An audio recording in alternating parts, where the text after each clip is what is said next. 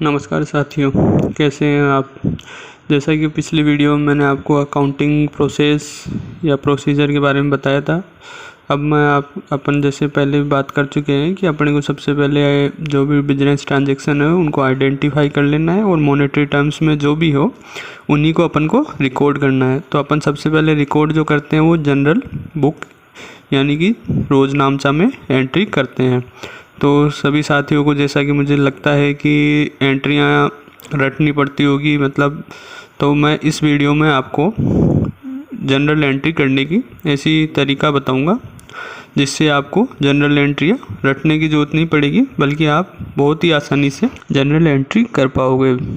तो साथियों, सबसे पहले इसके लिए आपको सिर्फ एक छोटा सा वर्ड रियल REAL याद रखना होगा। इसके हिसाब से आपको सारी एंट्रियां अब बना सकते हो। यहाँ R का मतलब रेवेन्यू, E का मतलब एक्सपेंडिचर, A का मतलब असेट्स और L का मतलब लाइबिलिटीज़ है। अब इसमें एक्सपेंडिचर और लाइबिलिटीज़ की जो नेचर होगी वो डेबिट नेचर होती है, और रेवेन्यू और असेट्स की जो नेचर होती है क्रेडिट होती है।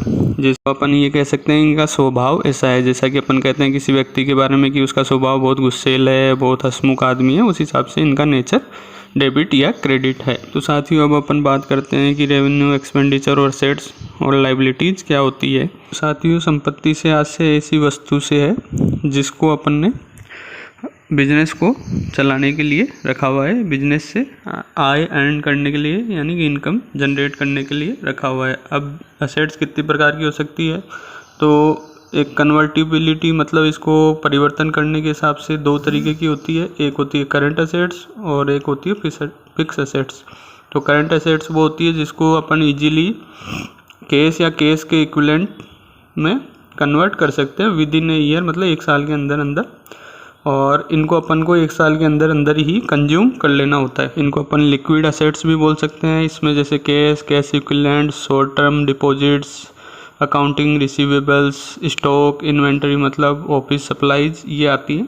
और फिक्स यानी कि नॉन करंट असेट्स में वो असेट्स आती है जो इजीली और आसानी से अपने कैश और कैश इक्विवेलेंट में कन्वर्ट नहीं हो सकती है, ये लंबे टाइम में काम आती है। तो इनको अपन fix assets, long term assets या हार्ड असेट्स भी बोल सकते हैं। ये एक साल से ज़्यादा के काम में आती है। तो इनके एग्जांपल क्या है, जैसे लैंड हो गई, building, machinery, equipment, patents, trademark, ये सारी इसमें आती हैं।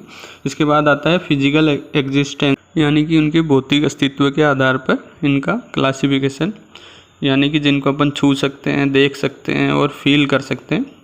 तो इसमें पहली होती है टेंजिबल असेट्स, जिनको अपन छू सकते हैं, देख सकते हैं, अपनी नज़रों के सामने होती है।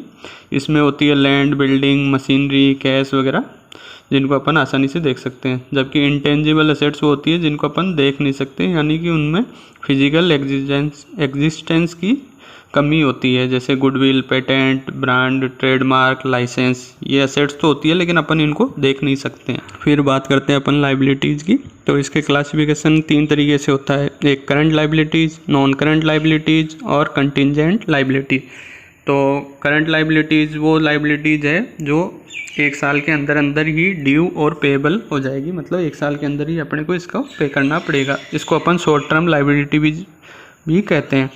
दूसरी लॉन्ग टर्म लाइबिलिटीज़ यानी नॉन करंट लाइबिलिटीज़, ये एक साल के बाद ड्यू होती है और एक साल के बाद ही अपने को पे करनी पड़ती है। और कंटिंजेंट लाइबिलिटीज़ वो होती है जो किसी घटना के घटने पर डिपेंड करती है कि वो उत्पन्न होगी या नहीं होगी, मतलब वो अराइज होगी या नहीं। तो करंट लाइबिलिटीज़ में क्या क्या आएंगे, जैसे इंटरेस्ट पेएबल हो गया, income tax payable, bills payable, accrued expense, unearned income, short term loans, ये सारे करंट लाइबिलिटीज़ के पार्ट हैं। फिर लॉन्ग टर्म यानी नॉन करंट लाइबिलिटीज़ में आएगा कि लॉन्ग टर्म लोन्स हो गए, बॉन्ड्स पेएबल हो गए, या कोई डेफर्ड टैक्स लाइबिलिटीज़ है, कैपिटल लीज कोई हो रखी हो तो वो। उसके बाद होता है कंटिंजेंट लाइबिलिटीज़। तो ये वो भावी लाइबिलिटीज़ है जो हो सकता है कि वो अकर होए भी, यानी कि वो गठित होए भी या नहीं भी होए, मतलब अपनी लाइबिलिटी बने या नहीं बने, ये किसी सिचुएशन पे डिपेंड करता है। तो जैसे मान लीजिए किसी ने अपने पे केस कर रखा है, तो केस का क्या फैसला आएगा उसके हिसाब से लाइबिलिटी हो सकती है, बने भी। अगर अपने फेवर में आएगा तो अपनी लाइबिलिटी नहीं बनेगी, और अपने अगेंस्ट आ गया तो अपनी लाइबिलिटी बन जाएगी। और अपन इसको तभी रिकॉर्ड करेंगे अगर लायबिलिटी अपने को लग रहा हो, प्रोबेबल हो, मतलब कि लगभग 50% से ज़्यादा के चांसेस हो, तो अपन इसको रिकॉर्ड करते हैं। अपन बात करते हैं रेवेन्यू का क्या मतलब है बिजनेस में। तो ये 2 तरीके की होती है, एक ऑपरेटिंग रेवेन्यू, एक नॉन ऑपरेटिंग रेवेन्यू। तो ऑपरेटिंग रेवेन्यू वो होगी जिसको अपन बिजनेस चलाने से, मतलब जो बिजनेस की मेन एक्टिविटी करने से जो अपने को प्रॉफिट या जो मनी रिसीव हो रही है वो ऑपरेटिंग है। जैसे कि सेल्स, और जो साइड एक्टिविटीज़ करने से या जो बिजनेस से रिलेटेड नहीं है, ऐसी कोई एक्टिविटीज़ होती है जिनसे अपने को कोई रेवेन्यू प्राप्त होती है, तो उसको नॉन ऑपरेटिंग रेवेन्यू बोलते हैं। जैसे कि इंटरेस्ट इनकम या डिविडेंड इनकम, या अपन ने कोई इन्वेस्टमेंट कर रखा है उससे कोई लाभ हुआ हो। तो अब बात करते हैं एक्सपेंडिचर का क्या मतलब है। तो वैसे ही एक्सपेंडिचर भी 2 तरीके के होते हैं, रेवेन्यू एक्सपेंडिचर और कैपिटल एक्सपेंडिचर। तो रेवेन्यू एक्सपेंडिचर वो एक्सपेंडिचर है जो नॉर्मल कोर्स ऑफ बिजनेस, यानी बिजनेस को चलाने के लिए जो खर्चे होते हैं वो वाले, ये डायरेक्ट भी हो सकते हैं, इनडायरेक्ट भी हो सकते हैं। तो कैपिटल एक्सपेंडिचर वो होते हैं जो किसी फाइनेंशियल या फिजिकल संपत्ति को बनाने के लिए, यानी कि एसेट्स को बनाने के लिए, या कोई फाइनेंशियल अपनी लायबिलिटी हो, दायित्व हो, उसका भुगतान करने के लिए जो खर्चे किए जाते हैं वो कैपिटल एक्सपेंडिचर होते हैं। तो साथियों, ये वीडियो कैसी लगी, मेरे वीडियो को लाइक अवश्य कीजिए और चैनल को सब्सक्राइब भी कीजिए। जय हिंद, जय भारत।